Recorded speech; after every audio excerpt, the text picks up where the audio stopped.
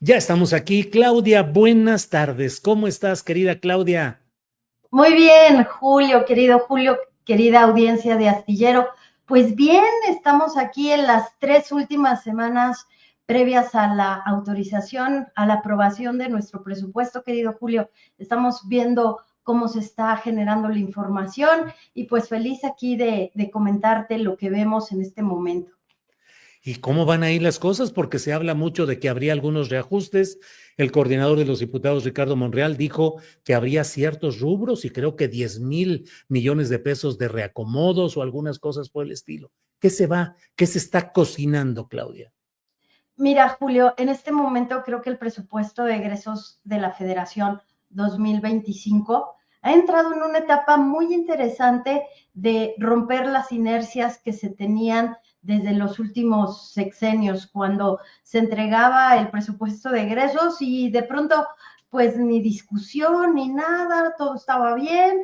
¿Te acuerdas mucho que se comentaba que Agustín Carstens era el maestro del consenso parlamentario porque siempre le aprobaban sus presupuestos cuando era secretario de Hacienda de una manera muy rápida, ¿no?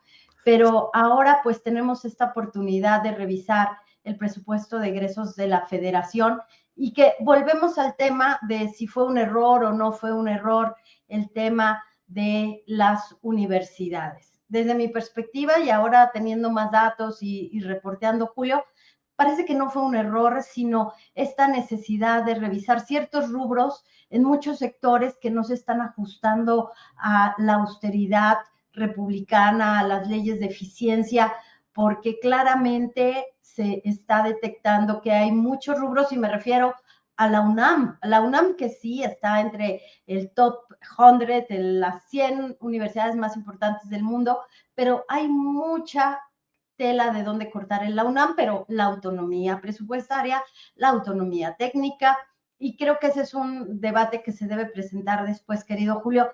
Y yo quería comentarte que a pesar de todas las críticas que ha tenido el presupuesto de egresos para 2025, que hay que insistir, es un proyecto, estaba revisando yo mis archivos del último año de Luis Videgaray, que fue pues el tristemente célebre secretario de Hacienda con Peña Nieto, y no solamente había amenazas claras y advertencias, no usemos la palabra amenazas, pero advertencias de las agencias calificadoras, Julio, de que México estaba a punto de perder el grado de inversión por su problema con el sector petrolero, pero también con su problema de endeudamiento. Traía en ese momento Luis Videgaray un crecimiento exponencial en la deuda y que los llevó incluso, Julio, y esto con una muy buena fuente te lo puedo informar y se los puedo informar y compartir,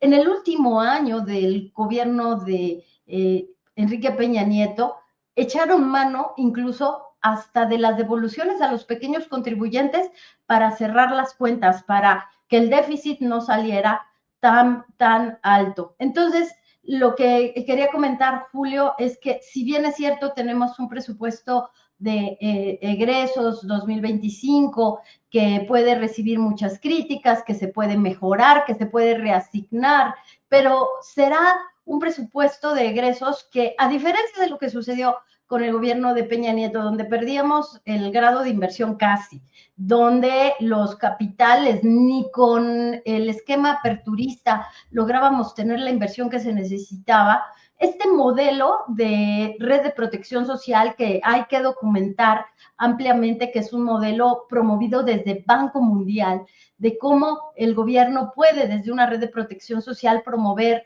el crecimiento en zonas que pueden estar menos favorecidas. Y entonces, Julio, teníamos el mismo problema porque nadie puede decir que está bien crecer a niveles de entre 1 y 2%, pero ni siquiera teníamos esa posibilidad de hacer un esquema de movilidad social.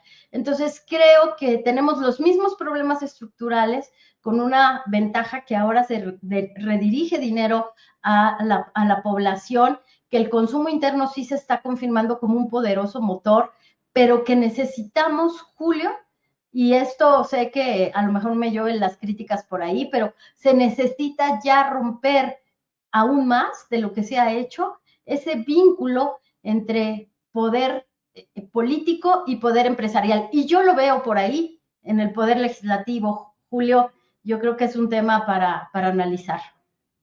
Híjole, pues sí, vaya que es un tema en lo declarativo muy manejado, en lo que se habla y se dice la separación del poder económico y el poder político, dices tú en este caso específico el poder empresarial, pero pues es que ahí está, hoy mismo la propia presidenta Sheinbaum dijo en su conferencia mañanera de prensa que se espera lograr más recaudación y que hay todavía ámbitos que pueden permitir tener más dinero sin necesidad de ir pensando en la reforma fiscal, pero pues sí pareciera que ese poder empresarial está muy presente en cabildeos y en presencia e intereses en el poder legislativo para acomodar lo fiscal y también los egresos a sus conveniencias, Claudia.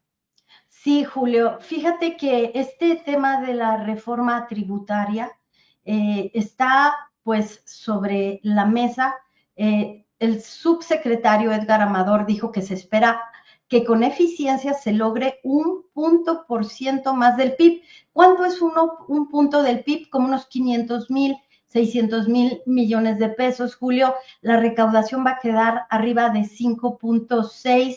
Vamos a tener una relación de impuestos PIB del 14%, hay que aspirar a tener 22, 24, pero esto se tiene que analizar de una manera muy cuidadosa porque también advirtió el subsecretario Edgar Amador que había el riesgo pues de impactar el consumo de los hogares, impactar a empresas pequeñas y medianas y que por eso el gobierno de la doctora Sheinbaum iba a insistir en una reforma tributaria. Pero volviendo al tema de dónde están esas conexiones entre empresarios y poderes legislativo, Julio, no es posible que para estas alturas pasen las iniciativas que quieren en el Poder Legislativo y no tengamos una discusión seria sobre 40 horas.